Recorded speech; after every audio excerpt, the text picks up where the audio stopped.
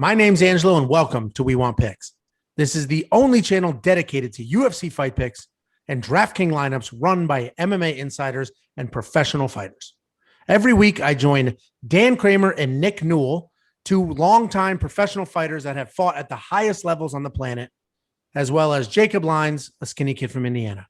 So join us every single week for our full fight card breakdowns, our individual fight card breakdowns, our betting guide, and our DraftKings lineups. Next up at UFC Vegas 33, we have Rafa García versus Chris Gruetzemacher.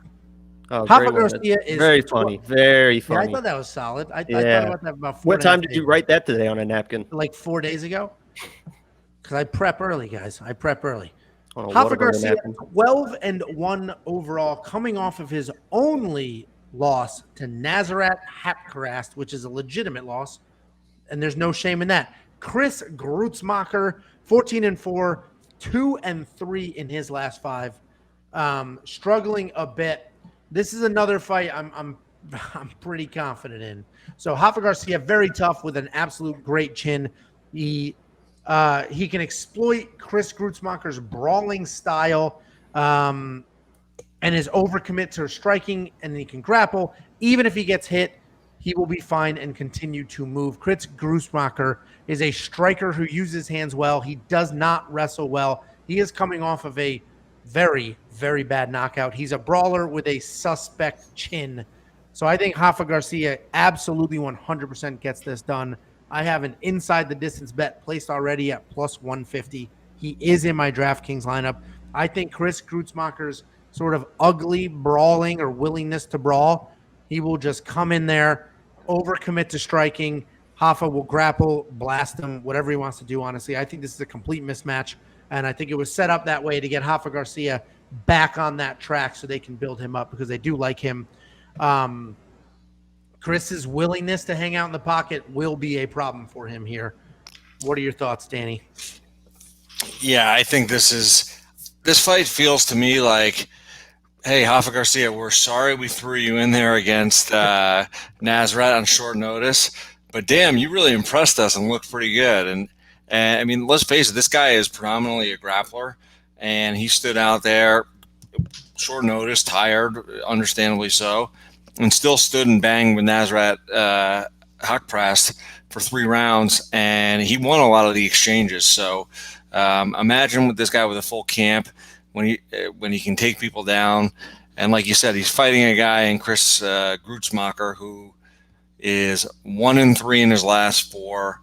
He gets taken down pretty easily. I think he's getting a little older. I don't know. That could just be his chin is gone. No takedown defense. I mean, I feel like this is, hey, this guy looked really good, and we gave him kind of a tough first outing.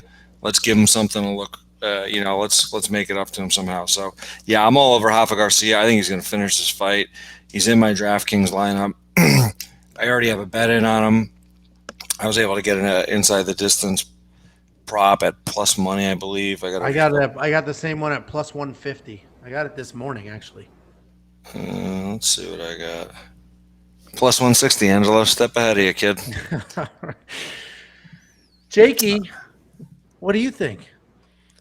Listen, I think that Chris.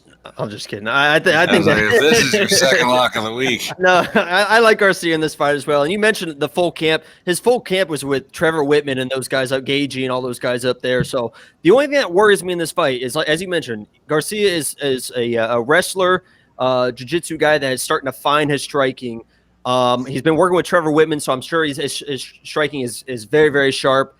I don't want him to fall in love with his striking in this fight because Chris has power. I mean, if you fall in love with your striking, you're not a pure striker or technical striker, you can get caught. And I'd rather him, strike to grapple in this matchup, just get the win, get back on track, get the winning streak going. That's the only thing that would worry me is if he gets in some weird exchanges and Chris, a veteran, just finds a button. So that's the only thing that would worry me. But $9,500, I don't mind paying that value. So he's in my lineup as well, and I think he dominates the fight.